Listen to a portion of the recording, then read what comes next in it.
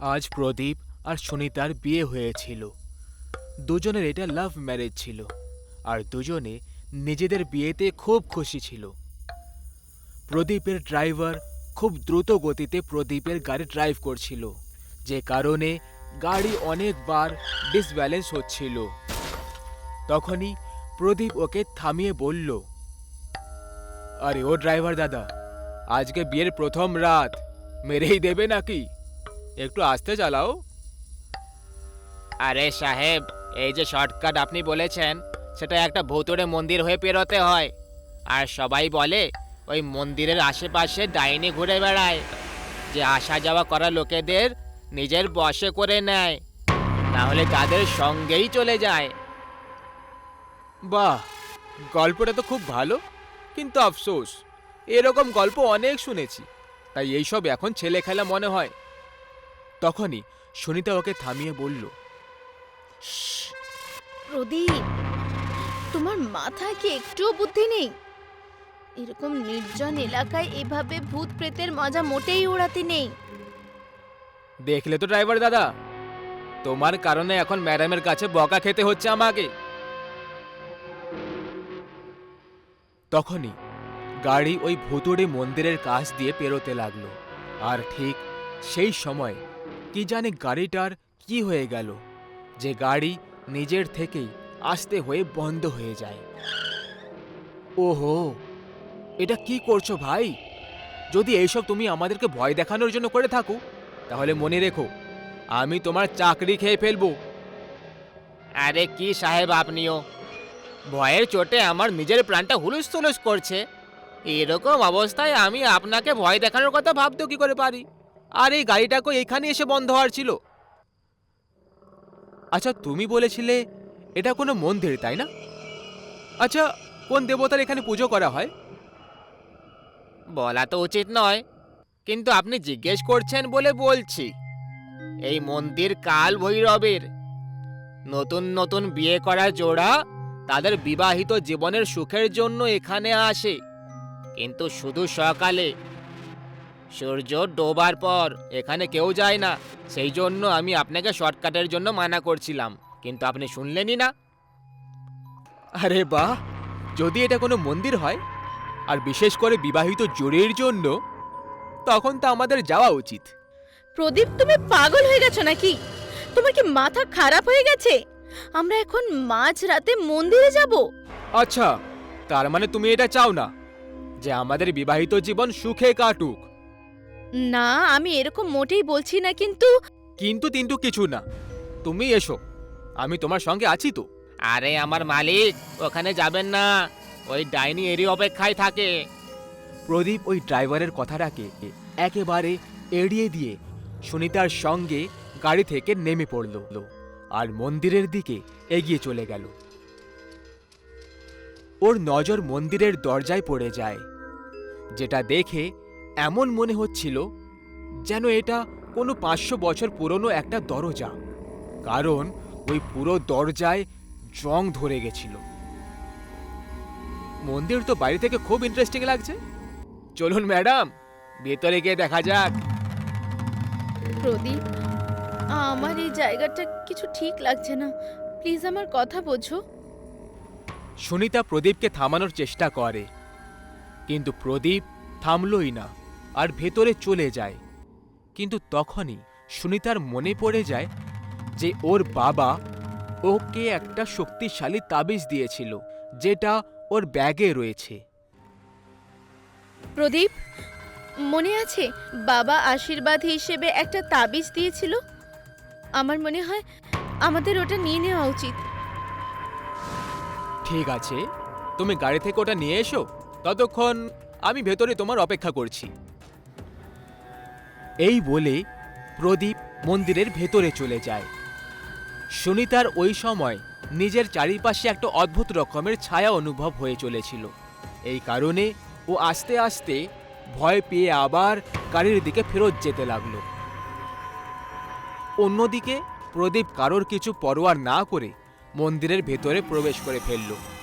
ও পূজা ঘরের দিকে এগিয়ে গেল।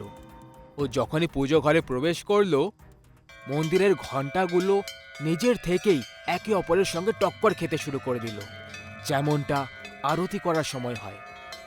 ওই সময় তো হাওয়াও চলছিল না, তাহলে এই ঘন্টাগুলো একে অপরের সঙ্গে কি করে টক্কর খাচ্ছে? তখনই ওর নজর মন্দিরের মূর্তির ওপরে পড়ে যায়। আরে, এটা কোনো মন্দির নাকি ভূতের ঘর? পুজো ঘরে না তো কোনো প্রদীপ জ্বলছে, আর না কোনো ভগবানের মূর্তি রাখা আছে। প্রদীপ নিজেকে এইসব বলছিল, আর তখনই ওর পেছন থেকে সুনিতা আওয়াজ দিয়ে দিল। প্রদীপ, ডার্লিং এদিকে এসো। প্রদীপ তক্ষুনি পেছনে তাকালো। সুনিতা 2 হাত খুলে দাঁড়িয়েছিল। আরে আমার জান, তুমি এসে গেছো? আমি তোমার কখন থেকে অপেক্ষা করে যাচ্ছিলাম। এবার তুমি শুধু দূর থেকেই প্রেম করবে নাকি কাছেও আসবে? আরে কেন আসবো না আমার জান, এক্ষুনি আসছি। প্রদীপ সুনিতাকে গিয়ে গলায় জড়িয়ে ধরল। সুনিতা ওকে বলল, প্রদীপ, তুমি কি ভুলে গেছো আজ আমাদের ফুলসজ্জার রাত? আরে এটাও কি আবার কোনো ভোলার কথা? কিন্তু আমার এমন কেন লাগছে যে আমার থেকে বেশি তুমি অস্থির হয়ে পড়েছো ফুলসজ্জার রাতের জন্য? অস্থির কেনই বা হব না? এই ফুলসজ্জার রাত কি শুধু তোমার একার? ঠিক আছে, তবে তাড়াতাড়ি ঘরে পৌঁছো, আর তারপর আমাদের স্পেশাল নাইটটাও এনজয় করি। আরে বাবা, রাত তো আগেই হয়ে গেছে। ঘরে পৌঁছতে পৌঁছতে সকাল হয়ে যাবে, তারপর ফুলসজ্জার রাতের কি আর কিছু বেঁচে থাকবে? তাহলে তাহলে এখানে এই মন্দিরে আমরা আজকে ফুলসজ্জা করব। প্রদীপ সুনিতাকে গলায় জড়িয়ে ধরে আর ওর সাথে আনন্দ করতে শুরু করে। কিন্তু তখনই প্রদীপের নজর ওপরে টাঙানো কাঁচের ঝালরে পড়ে যায়, যেটা দেখে প্রদীপকে খুব জোরে ঝটকা লেগে যায়। ও সুনিতার শরীরের জায়গায় একটা ডাইনির ভয়ঙ্কর চেহারা আর নোংরা শরীর দেখতে পাচ্ছিল, অথচ বাস্তবে ও সুনিতা ছিল।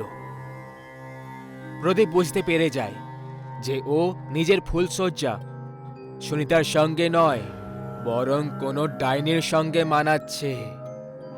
তুই কে? ছাড় আমাকে, তুই তো একটা ডাইনি। প্রদীপ ওই ডাইনির কাছ থেকে সরার অনেক চেষ্টা করে, কিন্তু ও এরকম করতে অসফল হয়ে যায়। আর আস্তে আস্তে ওর খুব জোরে যন্ত্রণা হতে লাগলো। ওর এমন মনে হয়েছিল যে খুব তাড়াতাড়ি এবারও ক্লান্ত হয়ে মরে যাবে। ওই ডাইনি যে সুনিতার রূপ নিয়ে প্রদীপকে নিজের জালে ফাঁসিয়েছিল, ও এখন আবার নিজের ডাইনির রূপ ধারণ করে নেয়। অনেক বছর পরে আমি একটা পুরুষ পেয়েছি। এবার আমি নিজের শরীরের খিদে মিটিয়েই ছাড়বো।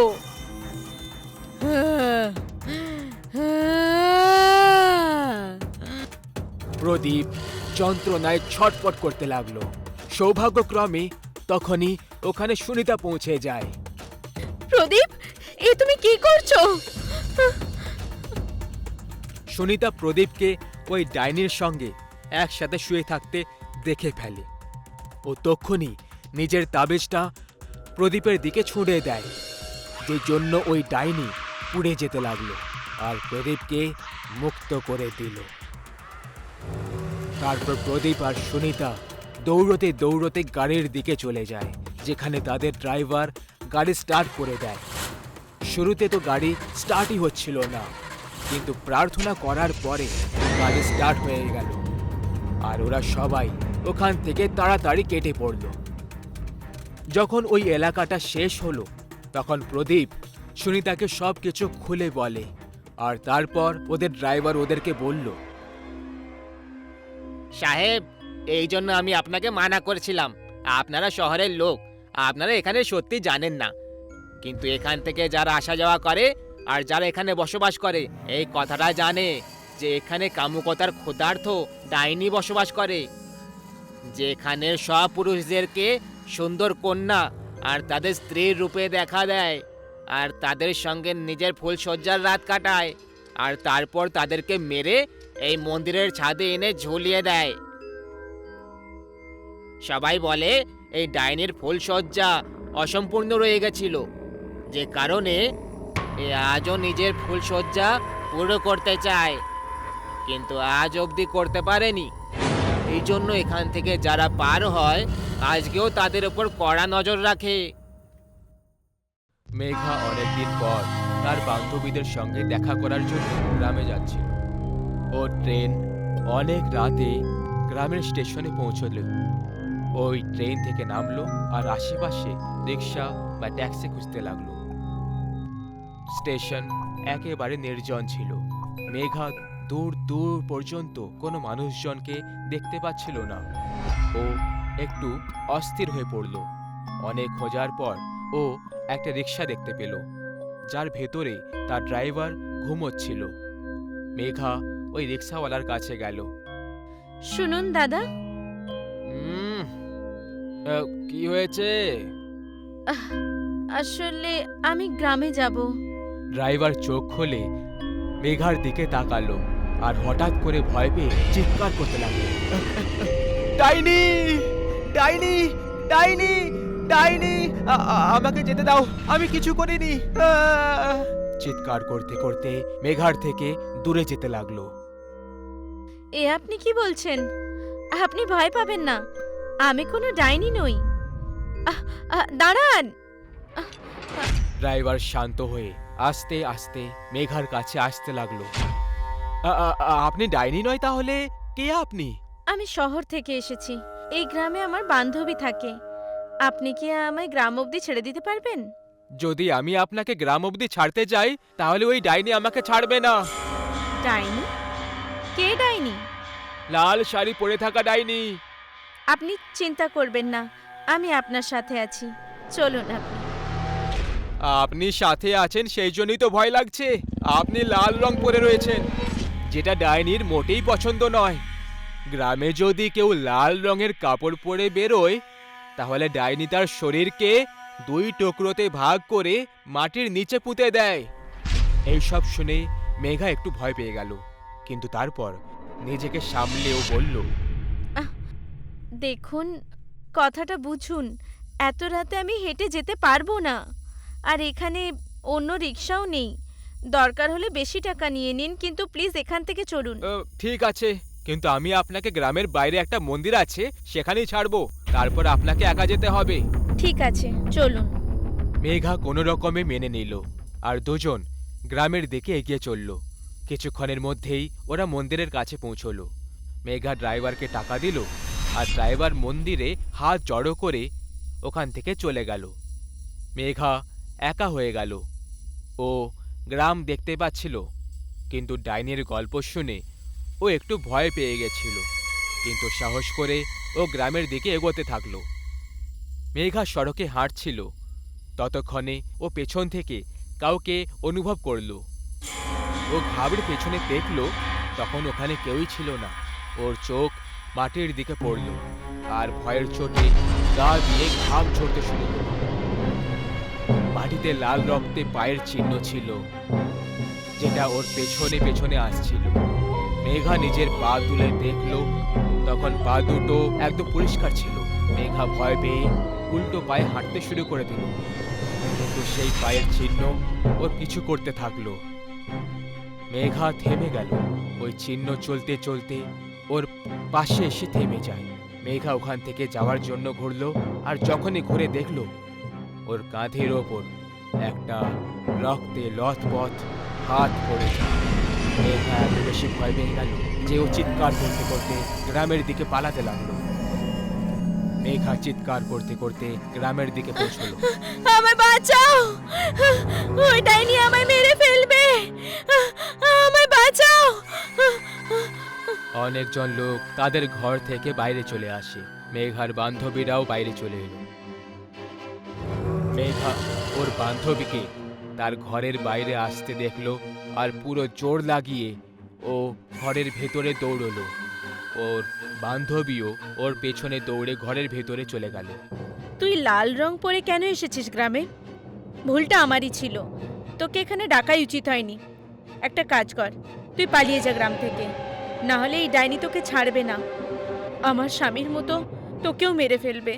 ওরা দুজন ঘরের কথা বলছিল, তখনই ডাইনির লাল রক্তে মাখা একটা হাত দরজা ভেঙে ভিতরে চলে এলো আর মেঘাকে টেনে টেনে বাইরে নিয়ে যেতে লাগলো। ডাইনির হাতটা মেঘাকে টেনে ঘরের বাইরে ছুটে দিল।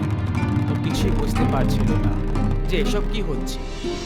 গ্রামের সবাই মেঘাকে দেখার জন্য ওর কাছে যেতে লাগলো। মেঘার উপরে লাল আলো লাল শাড়ি পরে থাকা ডাইনিকে দেখতে পেল। গ্রামের সবাই থেমে গেল আর নিজেদের ঘরের দিকে পালাতে লাগলো।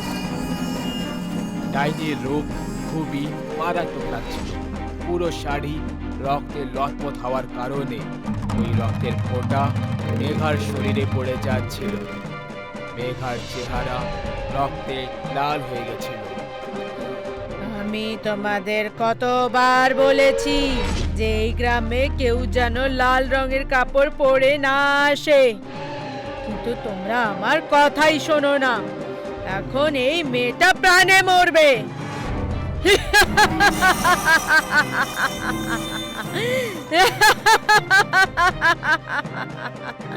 এইটুকু বলে ওই ডাইনি ভয়ঙ্কর হাসি হাসতে লাগলো। ডাইনিকে দেখে মেঘা পালাতে লাগলো। মেঘাকে পালাতে দেখে ডাইনি নিজের হাত লম্বা করে দিল আর ওকে হাওয়ায় তুলে নিল। ডাইনি মেঘাকে নিজের মাথার ওপরে তুলে নিল আর ওর শরীরকে মাঝখান থেকে ফাল করতে লাগলো। যেমন যেমন মেঘার শরীরের দুই টুকরো হচ্ছিল, তখন তখন মেঘার গরম রক্ত ডাইনির মাথার উপর দিয়ে পুরো শরীরে ছড়িয়ে পড়ল। এই রক্তের কারণে ডাইনির শাড়ি আরো লাল হতে লাগলো। শরীর ফাল হওয়ার সময় মেঘা এত জোরে চিৎকার করছিল যে ওর চিৎকারের জন্য পুরো গ্রাম জেগে উঠছিল। সব গ্রামবাসীদের আত্মা কাঁপতে লাগলো। সব শেষে মেঘার শরীরের দুই টুকরো হয়ে গেল আর ও ওখানেই হাওয়ায় ঝুলতে থাকলো। ডাইনি জোরে জোরে হাসতে লাগলো। ওর নিজের হাত জোরে মাটিতে মেরে দিল আর সেই কারণে জমিতে দুটো গর্ত হয়ে গেল। ডাইনি নিজের দুটো হাতে দুটো টুকরো নিয়ে আর দুটো গর্তের মধ্যে একটা একটা করে ছুঁড়ে দিল। যখনই টুকরো গর্তে পড়লো ওর ওপর এমনি এমনি মাটি পড়তে থাকলো আর দেখতেই দেখতে গর্ত ভরে গেল। মাটি যেমন ছিল তেমনই হয়ে গেল। ডাইনির ভেতর থেকে লাল আলো বেরোতে লাগলো আর ওই আলোতে ও উধাও হয়ে গেল। ডাইনির যাওয়ার পরে মেঘার বান্ধবী ওই গর্ত থাকা জায়গায় এলো আর কাঁদতে লাগলো। ধীরে ধীরে সব গ্রামবাসীরা জমা হতে লাগলো। নিতাই এইবার নিজের ছুটি কাটানোর জন্য ওর বন্ধু রঘুর ঘরে গেছিল। ওর কাছে এখনো 2 সপ্তাহ বাকি ছিল, যে সময়টা ও ওই গ্রামে কাটানো বাকি ছিল। একদিন সন্ধেবেলায় এমনি বারান্দায় বসে নিতাই রঘুকে জিজ্ঞেস করে, ভাই তোর এই গ্রামটা একটু বেশি আজব মনে হচ্ছে। মানে না লাইট আছে না জল আছে, এইসব তো তবুও বুঝতে পারি, কিন্তু ভাই এমন কি রয়েছে যে সন্ধে হওয়ার পরে এই গ্রামে একটা পাখিকে উড়তে দেখতে পাই না? এমন কি আজব হয়েছে তোর গ্রামে? ভাই নিতাই, আমি তোকে কতবার বুঝিয়েছিলাম এমন উল্টোপাল্টা প্রশ্ন জিজ্ঞেস করবি না। শুধু এটা ভেবে নে যেমন এখানকার লোকেরা থাকে তেমন ভাবেই থাকার চেষ্টা করবি। কাল রাতেও আমি তোকে ফোনে কথা বলতে বলতে ছাদে যেতে দেখেছিলাম। আমি তোকে বলে রেখেছি একবার যদি অন্ধকার হয়ে যায় তাহলে বেডরুমে চলে যাবি আর তারপর শান্তিতে থাকবি। বাহ ভাই, এখন এই গ্রামের লোকগুলো কি কম ছিল যে এখন তুইও এইসব বাজে কথা বলতে শুরু করলি? ভাই এটা 21 শতাব্দী চলছে, তুই এখন এই ভূত প্রেতে আটকে রয়েছিস। দেখ নিতাই, আমি তোকে এর আগেও বলেছি আর এখনো বলবো, যদি নিজের প্রাণ প্রিয় হয় তাহলে যতক্ষণ এই গ্রামে থাকবি সাবধান আর সতর্ক থাকবি। এইটুকু বলে রঘু নিজের ঘরে চলে যায়। এদিকে একা বসে থাকা নিতাই রঘুর কথাগুলো মনে মনে ভেবে হেসে চলেছিল। এই রঘুটাও না যখন এ গ্রামে আসে এর ভাবই যেন বদলে যায়। তাছাড়া এরা সবাই বোকাই ভাবে, কিন্তু আমি এদের মতো ভয় পাওয়ার ছেলে নই। আরে যে জিনিসের অস্তিত্বই নেই তার চক্করে আমি নিজের স্বাধীনতা কেন ছাড়ব? নিতাইয়ের রঘুর কথাগুলোই একটুও বিশ্বাস ছিল না, আর না ওর মনে কোনো ভয় ছিল। কিন্তু যেমন কি একটা কথা খুবই প্রচলিত আছে, অনেকবার ভয় পাওয়াটাও খুব দরকার হয়ে পড়ে, কারণ অনেকবার এটা আপনাকে মৃত্যু আর ভয়ঙ্কর সর্বনাশ হওয়ার থেকেও বাঁচাতে পারে। আজকের রাত নিতাইয়ের মুখোমুখি এমনই এক ভয়ঙ্কর সত্যির সঙ্গে হতে চলেছিল, যার সঙ্গে ধাক্কা খাওয়ার পরে মানুষ আর ফিরে আসে না। রাতে খাবার খাওয়ার পরে সবাই নিজের নিজের ঘরে ঘুমোতে চলে যায়। আস্তে আস্তে রাত আরো কালো হয়ে যাচ্ছিল। এরই মাঝে নিতাইকে তার গার্লফ্রেন্ড ফোন করলো। হ্যালো অঞ্জলি, কেমন আছো? কিন্তু তখনই ওর ঘরে সিগন্যাল উইক হয়ে গেল, যে কারণে ও ঘরের বাইরে চলে আসে। ওর ফোনের সিগন্যাল এখনো অবধি উইকই ছিল। এই জন্য ও গ্রামের নির্জন এলাকায় সিগন্যাল খোঁজার জন্য এগিয়ে চলে গেল। যেভাবে যেভাবে ও সামনে এগোচ্ছিল সিগন্যাল স্ট্রং হয়ে যাচ্ছিল, আর এখন ও ভালো করে কথা বলতে পারছিল। কথা বলতে বলতে একটা লম্বা সময় কেটে গেল। রাত প্রায় 12:30 বেজে গেছিল, আর নিতাইও কথা বলতে বলতে অনেক দূর চলে এসেছিল, যে ব্যাপারে ওর নিজেরও আন্দাজা ছিল না। কিন্তু তখনই ও নিজের পেছন থেকে জোরে জোরে ঘুঙুর বাজার আওয়াজ শুনতে পায়। ব্যাপারটা ওর আজব মনে হলো। গ্রামের কোনো মহিলা, তাও আবার এই সময়? এই ভেবে ও যখনই পেছনে ঘুরে তাকালো ওর হুঁশ উড়ে গেল। একটা পুড়ে যাওয়া চেহারা থাকা মহিলা, যার পা দুটো উল্টো ছিল আর চোখ দুটো কালো, সে ওর সামনে চলে আসে। আর এর সাথেই নিতাই একদম চোরে চিৎকার করে ওঠে, আর ওখানে পা পিছলে পড়ে যায়। এর সাথেই ওর ফোনের ব্যাটারি চলার নাম করলো না, আর ফোন সুইচ অফ হয়ে যায়। কিন্তু পরের মুহূর্তেই ওই মারাত্মক মহিলা নিতাইয়ের সামনে থেকে উধাও হয়ে যায়। এখন এটা ওর ভ্রম ছিল নাকি অন্য কিছু, অথবা যাই হোক না কেন, এ থেকে ওর জোরে ধাক্কা অবশ্যই লেগেছিল। আরে ভাই, আমি এখানে কি জানি ঘর থেকে কত দূরে চলে এসেছি। আরে ওই রঘুর কথাগুলো সত্যি ছিল না তো? আরে না না, এরকম আবার কোথাও হয় নাকি? বাদ দে ভাই, এখন তাড়াতাড়ি ঘরে চলে যাই। যদি ঘরের লোকগুলো জেগে যায় আর আমাকে না দেখতে পায় তাহলে খুব বেশি রেগে যাবে। এইটুকু ভেবে নিতাই দ্রুত পায়ে হেঁটে ঘরের দিকে এগিয়ে চলল। কিন্তু কিছুক্ষণের মধ্যেই ও হাঁটতে হাঁটতে হঠাৎ থেমে রয়ে যায়।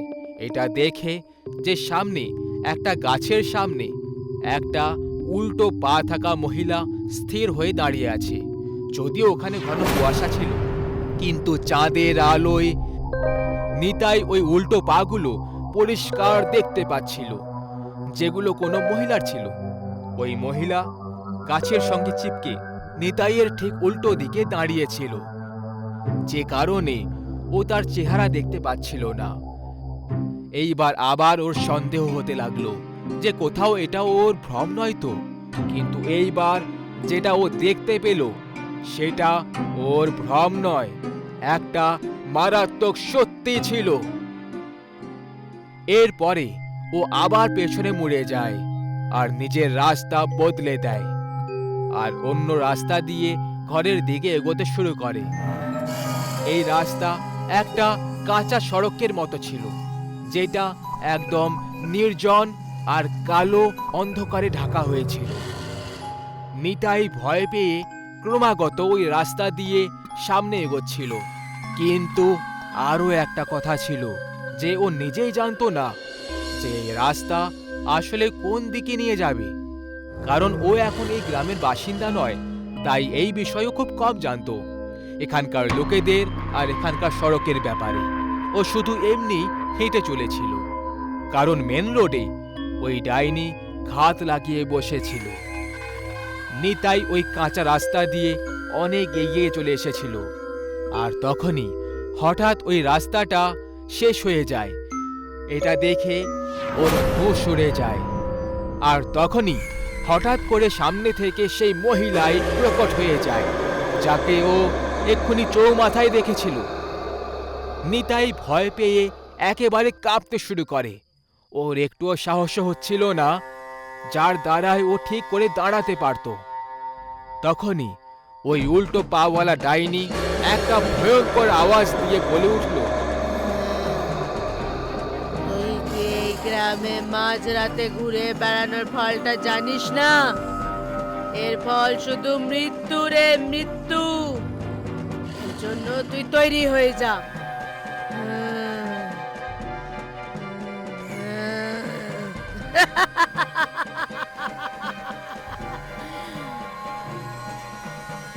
এরপরে ওই ডাইনি নিতাইয়ের পা দুটো ধরে ওকে জঙ্গলের রাস্তায় টেনে নিয়ে যায়। নিতাই বারবার প্রাণের ভিক্ষে চাইতে লাগলো। না, আরে আরে ছেড়ে দাও আমাকে, যেতে দাও, আমি এটা জানতাম না, আমি এটা জানতাম না। এইসব চলছিল, আর তখনই ও আরো একটা আওয়াজ শুনতে পেল, নিতাই, নিতাই। এই আওয়াজটা রঘুর ছিল। এই আওয়াজটা শোনা মাত্রই নিতাই খুশিতে চিৎকার করতে লাগলো, রঘু, আমার ভাই, আমি এখানে, তাড়াতাড়ি এখানে আয়। রঘু তার দাদুর সঙ্গে হাতে মশাল নিয়ে ওখানে চলে আসে। মশালটা দেখে ওই উল্টো পাওয়ালা ডাইনি ওখান থেকে উধাও হয়ে যায়, আর নিতাই মৃত্যুর মুখে যেতে যেতে যে হোক করে বেঁচে যায়। যেটার ভয় ছিল সেটাই হলো তো। আমি জানতাম তুই এরকমটাই করবি।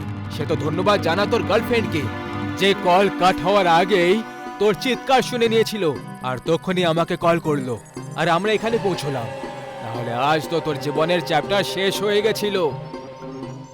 আরে হ্যাঁ ভাই, এখন আমার মনে পড়েছে, যখন আমি প্রথমবার ওই ডাইনিকে দেখে চিৎকার করেছিলাম, তখন আমার ফোন অনই ছিল। তোকে অনেক অনেক ধন্যবাদ ভাই। তোমাদের মতো বাচ্চারা জানি না এই বয়সে কেন এত ছেলে খেলা করতে থাকে। যখন তোমাকে বলা হয়েছে যে একটা উল্টো পাওয়ালা ডাইনি এই গ্রামে প্রত্যেক রাতে ঘুরে বেড়ায় আর যুবক ছেলেদের সন্ধানে থাকে, তখন তোমাদের মধ্যে সেটার ভয় থাকা উচিত। যাই হোক, এরকম বোকামি আর কখনো যেন না করো। এরপরে সবাই নিজের নিজের ঘরে চলে যায়। গ্রামের ঘরে এটাই সবাই মানে যে ডাইনির পা সব সময় উল্টো হয়, যাতে করে আপনি একটা ভিড়ের জায়গাতেও এটা চিনতে পারবেন কোথাও মানুষের ছদ্মবেশে আপনার মুখোমুখি কোনো ডাইনির সঙ্গে হয়নি তো। সাল 1996। আজ থেকে প্রায় 25-26 বছর আগের সেই মারাত্মক ঘটনা যখনই মনে পড়ে, তখন শরীরে কাঁটা দিয়ে ওঠে। আমি তখন 15 বছরের ছিলাম, আর জুন মাসে আমার বাবা ট্রান্সফার হওয়ার কারণে তাকে একটা অন্য জায়গায় সেটেল হতে হলো। এই জায়গাটার মারাত্মক সত্যির ব্যাপারে আমরা সবাই কিছুই জানতাম না। একদিন স্কুল থেকে বেরোতেই গভীর মেঘ ছেয়ে গেল। আমি এদিক ওদিকে লুকোনোর জায়গা খুঁজতে লাগলাম, কারণ আমার ঘর এখান থেকে 1.5 থেকে 2 কিলোমিটার দূরে ছিল, আর এই পরিস্থিতিতে বৃষ্টিতে না ভিজে কোথাও যাওয়া যেত না। আরে অমিত, তুই দৌড়াচ্ছিস না কেন? তাড়াতাড়ি ঘরে পৌঁছো, নাহলে বৃষ্টি এসে যাবে আর বিপদের সময়টাও। আমি আমার বন্ধুর কথাটা ঠিক করে বুঝতে পারিনি, আর আমি ওকে থামিয়ে বললাম, তুই কি বলতে চাইছিস? আমি কিছু বুঝলাম না, কারণ যদি আমি বাড়ি অবধি দৌড়ে যাই তাহলে এটা তো নিশ্চিত যে আমরা ভিজে যাব, আর মানডে সাবমিট করার প্রজেক্টটাও আমার ব্যাগেই আছে। জলের কয়েকটা ফোঁটা আমার পুরো সপ্তাহের পরিশ্রম মাটি করে দেবে, যেটা আমি চাই না। তাহলে তুই কি চাস? মৃত্যু? এখানে মৃত্যুর কথা কোত্থেকে এলো? দেখ অমিত, আমার কাছে তোকে বোঝানোর অত সময় নেই। যদি তুই দাঁড়িয়ে থাকতে চাস তাহলে দাঁড়িয়ে থাক, কিন্তু মনে রাখবি সে যাই হোক না কেন, জোরে বৃষ্টি শুরু হওয়ার পর জলের ফোঁটার থেকেও দূরে থাকবি। যদি বৃষ্টিতে কেউ ছাতা নিয়ে তোর কাছে আসে তাহলে ভুলে ওর কাছে যাবি না, কারণ ওর বহুরূপী তোকে খনি বৃষ্টিতে ফাঁসিয়ে একটা ভয়ঙ্কর মৃত্যুর ঘুম পাড়িয়ে দেবে। এইটুকু বলার সাথেই সুমন ওখান থেকে চলে গেল। কিন্তু সেই সময় এই কথায় গুরুত্ব দেওয়ার ছিল যে এখন আশেপাশের সবাই পালানোর সুযোগ খুঁজছিল। দোকানদাররা দোকান বন্ধ করে তাড়াতাড়ি বেরিয়ে যেতে চেয়েছিল, আর ওয়াচম্যান আঙ্কেলও তাড়াতাড়ি তালা লাগিয়ে বাড়ি যাওয়ার জন্য ব্যস্ত হয়ে গেছিল। কিছু সময়ের মধ্যে আমার আশেপাশের পুরো পরিবেশ নির্জন হয়ে গেল, আর একমাত্র শুধু আমি ওই অজানা আর নির্জন পরিবেশে দাঁড়িয়েছিলাম। কিছুক্ষণের মধ্যে বৃষ্টিও একটা ভয়ঙ্কর রূপ নিয়ে নিল, যে কারণে আমার যাওয়াটা আরও কঠিন হয়ে গেল। স্কুল ছিল তাই ফোন সঙ্গে আনিনি, আর না কোনো সাহায্যের জন্য কাউকে দেখতে পাচ্ছিলাম। 2 ঘন্টা পেরিয়ে গেছিল, কিন্তু বৃষ্টি এখনো থামার নাম করেনি। আমারও বাড়ি যাওয়ার চিন্তা হতে লাগলো। আর এবার এমন একটা সময় এলো যখন সূর্য প্রায় ডুবে গেছিল। আমার ভেতরে দুশ্চিন্তা আর ভয় দুটোই একসাথে দস্তক দিল। যখন আমি বৃষ্টি লাল হয়ে যেতে দেখলাম, আমি চিন্তায় পড়ে গেলাম যে আসলেই বৃষ্টি এভাবে লাল হয়ে যাচ্ছে কেন। কিন্তু ভালো করে দেখার পর জানতে পারলাম যে ওটা কোনো রং নয়, বরং রক্ত ছিল। তখনই আমার সুমনের কথাগুলো মনে পড়ে গেল। ও আমাকে বলেছিল খনি বৃষ্টির ব্যাপারে, মানে যে এই বৃষ্টি আসলে খনি বৃষ্টি ছিল। কিন্তু আজ পর্যন্ত আমার জীবনে আমি কখনো না তো এর আগে রক্তের বৃষ্টি হতে দেখেছিলাম, আর না কখনো শুনেছিলাম। এবার তো দুর্গন্ধ ছড়িয়ে গেছিল। আর তখনই আমি দূরে দাঁড়িয়ে একটা লোককে দেখতে পাই, যার মাথায় ছাতা ছিল আর একটা দেওয়ালের দিকে এক দৃষ্টিতে তাকিয়ে রয়েছিল। আমি তার দৃষ্টিভঙ্গি কিছু বুঝতে পারলাম না। আমি তাকে আওয়াজ দিলাম, হ্যালো, ও কাকু, হেল্প করো প্লিজ, আমি বৃষ্টিতে ফেসে গেছি। আমি ওই স্ট্রেঞ্জারকে আওয়াজ দিতে লাগলাম। আমার থেকে অনেক দূরে দাঁড়িয়ে থাকা সত্ত্বেও সে আমার আওয়াজ পরিষ্কার শুনতে পেয়ে গেল। তার চলার ঢং একেবারেই মানুষের মধ্যে মনে হচ্ছিল না। তার চলার ঢং এমন ছিল যেন কোনো নেকড়ে দাঁড়িয়ে থেকে সোজা এগিয়ে যাচ্ছিল নিজের শিকারের দিকে। ওই স্ট্রেঞ্জার আমার একদম কাছে এসে গেছিল, কিন্তু তফাৎ এইটুকু ছিল যে সে এত জোর বৃষ্টিতে ছাতা নিয়ে দাঁড়িয়েছিল, আর আমি তার কিছু দূরে একটা বাড়ির ছাদের নিচে বৃষ্টির থেকে লুকিয়েছিলাম। ওই স্ট্রেঞ্জারটা আমাকে তার কাছে আসার ইশারা করতে লাগলো, আর আমারও সেফলি বাড়ি পৌঁছানোর এটাই একমাত্র উপায় মনে হচ্ছিল। তাই আমিও তার দিকে এগিয়ে চলে গেলাম। কিন্তু তখনই আমার নজর ওই অজানা লোকের হাতের উপর পড়ে যায়। আমার পা ওখানেই থেমে রয়ে যায়। আমি দেখলাম ওই লোকটা নিজের হাতে রক্তে লথপথ চাকু ধরে রেখেছিল, যেটা দেখতে খুবই ভয়ানক লাগছিল। ওই চাকুটা দেখে এমন মনে হচ্ছিল যেন কিছুক্ষণ আগেই ওই চাকুটা দিয়ে কারোর শরীরকে চেরা হয়েছে। আমি তো খুব বেশি ভয় পেয়ে যাই আর ওখান থেকে পেছনে চলে আসি। আর তখনই আমি দেখলাম যে ওই সামনে দাঁড়ানো লোকটার চেহারা গলতে শুরু হয়, আর তার চেহারা কোনো নেকড়ের মতো হতে লাগলো, ধারালো দাঁত আর মারাত্মক থাবা। সাহস করে আমি ওখানে দাঁড়িয়ে রইলাম, আর তখনই বিদ্যুৎ পড়ে গেল। ওই নেকড়ে মানব ওখান থেকে উধাও হয়ে গেল।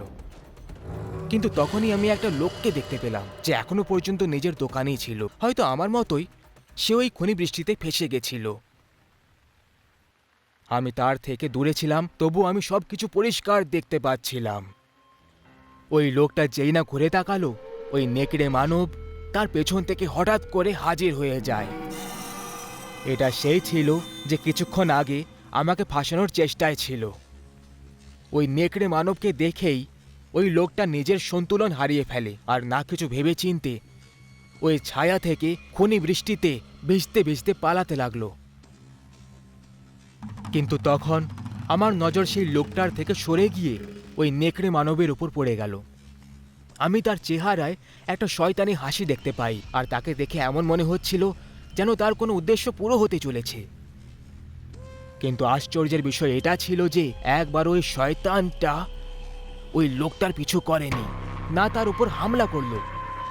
কিন্তু তা সত্ত্বেও কিছুক্ষণ পর ওই লোকটা চেঁচাতে লাগলো, আর পালাতে পালাতে নিজের থেকেই তার গতিটাও কমে যেতে লাগলো।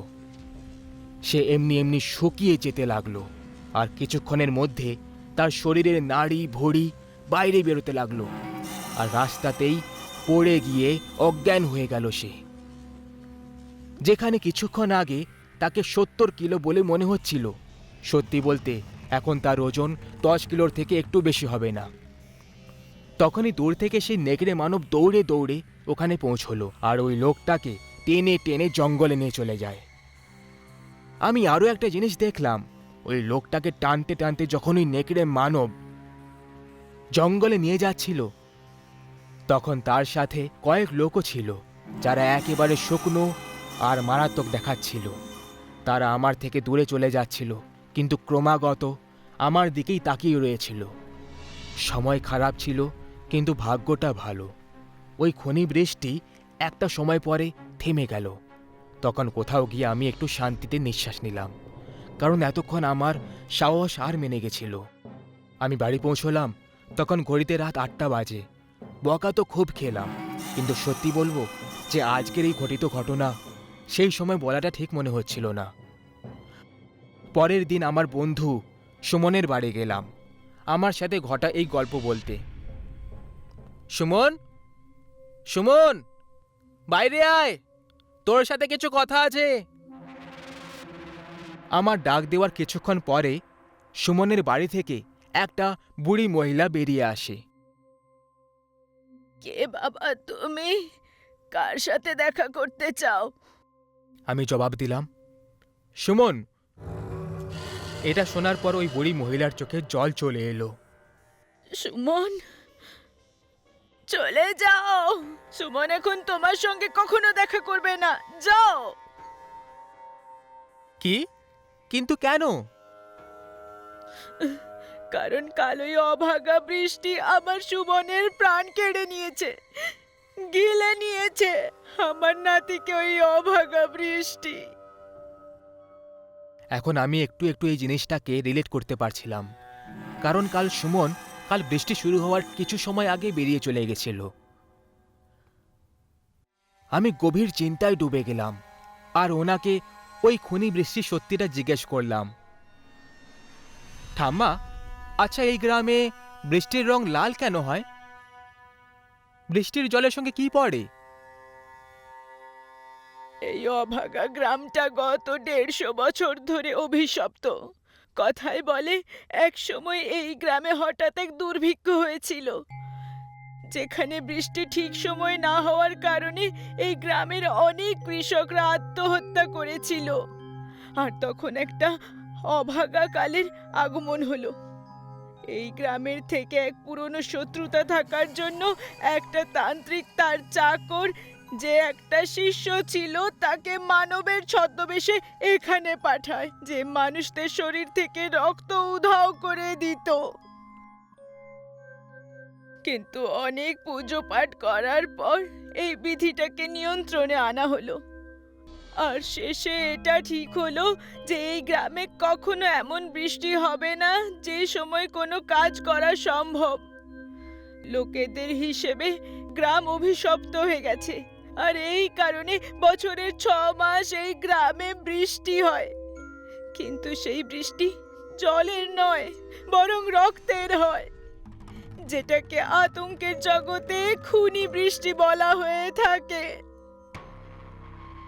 কথায় বলে যে যদি কেউ বা জন্তু ভুলে এই বৃষ্টিতে বেরিয়ে পড়ে, তখন এমনি এমনি তাদের শরীর থেকে রক্ত কমে যেতে লাগে, তাদের শরীর থেকে রক্ত উধাও হয়ে যেতে লাগে।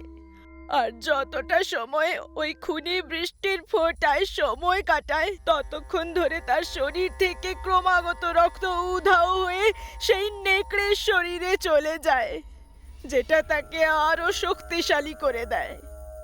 সত্যি বলতে এরপর আর কিছু শোনার আর সাহস হলো না, কারণ এবার আমি সব কিছু ভালোভাবে বুঝে গেছিলাম। আর আমি ওখান থেকে তক্ষুনি নিজের বাড়ি ফিরে গেলাম। আমার বন্ধু সুমনের মৃত্যুর শোক আর এক মারাত্মক আতঙ্কের সাথে। আমার এখন এটাকে লুকিয়ে রাখা উচিত মনে হয়নি, কারণ এটা আমার পরিবারের যে কোনো সদস্যের প্রাণ নিয়ে নিতে পারত। এর আগে কখনো খনি বৃষ্টি এই গ্রামে আবার আগমন করুক, আমাদের চলে যাওয়া উচিত। 2 দিনের মধ্যে আমরা ফেরত নিজেদের হোমটাউন চলে এলাম, আর বাবাও তার ট্রান্সফার অন্য কোথাও করিয়ে নিল।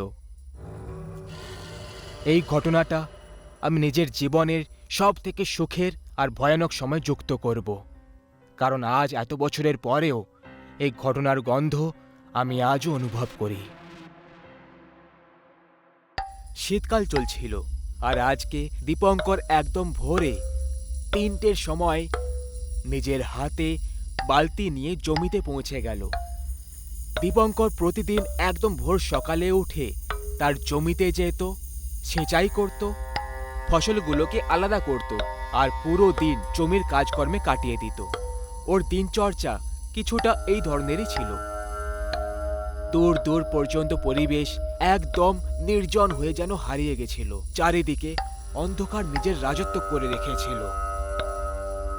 দীপঙ্কর ওই জমিতে নিজের জন্য একটা ছোট তাঁতের বাড়ি তৈরি করে রেখেছিল, যেখানে দীপঙ্কর প্রায় সময় মাঝরাত অবধিও রয়ে যেত।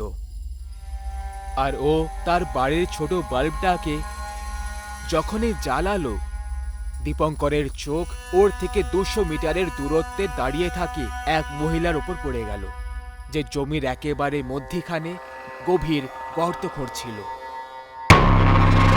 একটা মহিলাকে এইভাবে নিজের জমিতে গর্ত খুঁড়তে দেখে দীপঙ্করের রাগ তো প্রচণ্ড হলো, কিন্তু পরের মুহূর্তেই ওর মাথায় এই খেয়ালটাও এলো যে আসলে এত অন্ধকারে কোনো মহিলা এই অবস্থায় জমিতে কি করছে। গ্রামবাসীরা এইসব ব্যাপারে গভীর ভাবনা চিন্তা করায় খুব ওস্তাদ হয়। দীপঙ্কর এক মুহূর্তে বুঝে গেল যে ডালের মধ্যে অবশ্যই কিছু কালো রয়েছে। এটাই ভেবে দীপঙ্কর ওই মহিলার একদম কাছে পৌঁছে যায় আর তাকে আর চোখে তাকিয়ে দেখে, যাতে অন্তত ও এটা জানতে পারত যে সে তার গ্রামের কোনো মহিলা নাকি কোনো বহুরূপী ছিল। কিন্তু ওই মহিলা বড় ঘোমটা দিয়ে রেখেছিল, যে কারণে দীপঙ্কর ওই মহিলার চেহারা দেখতে পারছিল না। দীপঙ্কর ওই মহিলাটাকে আওয়াজ দিল, আরে তুমি ওখানে করছোটা কি? এইভাবে জমির মাঝখানে গর্ত কেন খুঁড়ে যাচ্ছ? এরকম করাটা কি কোনো মহিলাকে শোভা দিচ্ছে? ওই মহিলাটা না তো দীপঙ্করের কোনো প্রশ্নের একটাও উত্তর দিল, আর না ওর নিজের কাজটা থামালো, বরং এখনো নিজের গর্ত খোঁড়ার গতিটাকে আরও দ্রুত করে দিল। ওই মহিলাটার এই ব্যবহার দেখে দীপঙ্করের খুব রাগ ধরল, আর ও ওই মহিলার ওপর চিল্লিয়ে উঠল, তুমি একটা মহিলা, তাই কিছু বলছি না, নাহলে এতক্ষণ ধাক্কা মেরে আমার এই জমি থেকে বাইরে করে দিতাম। বন্ধ করো এইসব। দীপঙ্কর যখন দ্বিতীয়বার দখল দিল, ওই মহিলা গর্ত খোঁড়াটা বন্ধ করে দিল, কিন্তু তারপর ও দীপঙ্করকে এক দৃষ্টিতে তাকিয়ে থাকতে লাগলো। পরের মুহূর্তে ওই মহিলা দীপঙ্করকে জমি থেকে দূরে চলে যাওয়ার ইশারা করলো। দেখো তো একটু এই মহিলাটার আচরণ, এক তো ভুল করবে আর তার উপর গরমও দেখাবে। এই মহিলা, চল বেরিয়ে যা আমার জমি থেকে বাইরে। দীপঙ্কর এইটুকু বলে ওই মহিলাটার ঘোমটা সরানোর জন্য ওর দিকে হাত এগিয়ে দিল, কিন্তু তখনই হঠাৎ ওই মহিলা হঠাৎ করে উধাও হয়ে গেল। কিছুক্ষণ আগে দীপঙ্কর যে মহিলার উপরে চিৎকার করছিল, পরেরই মুহূর্তে ওই মহিলাটা এক নিমেষের মধ্যে হঠাৎ করে উধাও হয়ে যাওয়া এক বিরাট বড় বিপদের দিকে ইশারা করছিল। বাপরে, এই আমি কার সঙ্গে পাঙ্গা নিয়ে ফেললাম? এ তো একটা পেতনি ছিল। জানি না আমার বুদ্ধিও তখন কোথায় ঘাস চড়াতে গেছিল যে আমি এই মহিলাকে বিরক্ত করলাম। দীপঙ্কর এবার তাড়াতাড়ি করে হাঁটতে শুরু করলো আর তাড়াতাড়ি দৌড়তে লাগলো। ও জমি থেকে বাইরে বেরোতেই যাচ্ছিল, আর তখনই ও নিজের সামনে ঠিক ওই মহিলাটাকেই দেখতে পেল, যে দীপঙ্কর কিছুক্ষণ আগে দেখতে পেয়েছিল। দীপঙ্কর ওকে দেখে পা দুটোকে পেছনে করে নেয়। ওই মহিলা আস্তে আস্তে দীপঙ্করের কাছে এগোতে লাগল। দীপঙ্কর একদম ঘাবড়ে গেল। তখনই ওই মহিলা নিজের ঘোমটা তুলে নিল। তার চেহারা দেখে দীপঙ্করের ঘাম ঝরতে শুরু হয়ে গেল। লাল চোখ, চোখ থেকে রক্ত টপ টপ পড়ছিল, ভয়ঙ্কর চেহারা আর ঝুলে থাকা একটা জিভ। ওই মহিলার এই রূপটা দেখে দীপঙ্কর পা পিছলে মাটিতে পড়ে গেল। বাপরে, এই মেয়েটা তো একটা ডাইনি!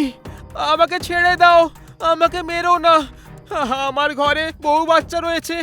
পরিবার তো আমারও ছিল, কিন্তু মনে আছে এই জমিতেই আজ থেকে 5 বছর আগে তোমরা গ্রামবাসীরা মিলে আমার পরিবারকে পুঁতে দিয়েছিলে। আজ যখন আমি এই জমিতে মুক্তি পেলাম, তখন সবার আগে আমি নিজের বাচ্চাদের কবর খুঁড়তে শুরু করলাম, যাতে করে আমি ওদেরকে আবার জীবিত করতে পারি। কিন্তু তুই নির্দয়ী মানুষ, আমাকে তো সেটাও ঠিক করে করতে দিচ্ছিস না। এখন তোর মরা একেবারে নিশ্চিত। আমাকে ক্ষমা করে দাও, আমাকে ছেড়ে দাও। আমি গ্রামে কাউকে কিচ্ছু বলবো না যে তুমি আবার ফিরে এসেছো। এইটুকু বলে দীপঙ্কর জমি থেকে বেরিয়ে বাইরে পালাতে লাগে। কিন্তু তখনই ওই ডাইনি দীপঙ্করের পিঠে ঝাঁপিয়ে পড়ল আর ওকে নিজের সঙ্গে মাটির নিচে টানতে লাগলো, ঠিক সেইভাবেই যেভাবে কোনো জ্যান্ত মানুষকে মাটিতে দফন করা হয়। সেই সময় পুরো জায়গাটায় শুধু দীপঙ্করের চিৎকার শোনা যাচ্ছিল। কিছুক্ষণ পর দীপঙ্করের চিৎকারের আওয়াজ শান্ত হয়ে গেল, কিন্তু ততক্ষণ একটা গ্রামের লোক, যে আসলে সেই জমিতে কৃষি কাজ করত, ও ওখানে চলে আসে আর দীপঙ্করের চিৎকার শুনে নেয়। ও তখনই গ্রামবাসীদেরকে ডাকতে লাগলো যাতে দীপঙ্করের সাহায্য করা যেতে পারে। কিন্তু যতক্ষণ ওখানে গ্রামের সবাই পৌঁছলো, ততক্ষণে অনেক দেরি হয়ে গেছিল। কয়েকজন গ্রামের লোক জমিটা দেখে একটু ভয় পেয়ে যায়, কিন্তু দীপঙ্করকে ওই জমি থেকে বাইরে বার করার জন্য ওরা সবাই আস্তে আস্তে ওই জমির কাছে যেতে লাগলো। ওরা সবাই ভেতর থেকে খুব বেশি ভয় পেয়ে গেছিল, কিন্তু তবুও ওরা সবাই জমির খোদাই শুরু করে দিল। তখনই জমির ভেতর থেকে একটা মহিলার ভয়ঙ্কর আওয়াজ আসলো। পালিয়ে যাও এখান থেকে, চলে যাও। এর আগে গ্রামবাসীরা কিছু ভাবতে পারত বা করতে পারত। ওই ভয়ঙ্কর ডাইনি জমি থেকে বেরিয়ে পড়ল আর জমিতে উপস্থিত সমস্ত গ্রামবাসীদেরকে এক ঝটকায় পাতালে টেনে নিল। আর সবার মারাত্মক চিৎকারের সঙ্গে এই ঘটনা এখানে শেষ হয়ে যায়। এরপর অনেক দিন পর্যন্ত এই ঘটনার কথা গ্রামে ক্রমাগত হয়ে চলেছিল। গ্রামবাসীদের কথা মতো যে ওই ঘটনার পরে কখনো গ্রামের ওই জমিতে কৃষিকাজ হয়নি। আসলে পুরো জমিটা অনুর্বর হয়ে গেছিল। বহু বছর আগে কোনো মহিলাকে তার 2 বাচ্চার সাথে ওই জমিতে বসে তন্ত্র সাধনা করতে দেখতে পাওয়া গেছিল, যেখানে গ্রামের অসহায় লোকেদেরকে বলি দেওয়া হতো। এই কারণেই একদিন সুযোগ পেয়ে যখন ওই মহিলা নিজের সাধনায় ব্যস্ত ছিল, গ্রামবাসীরা কোনো তান্ত্রিকের সাহায্যে তার 2 বাচ্চাকে চুরি করে নেয় আর খুবই গোপনভাবে জমিতেই তাদেরকে জ্যান্ত পুঁতে দিয়েছিল।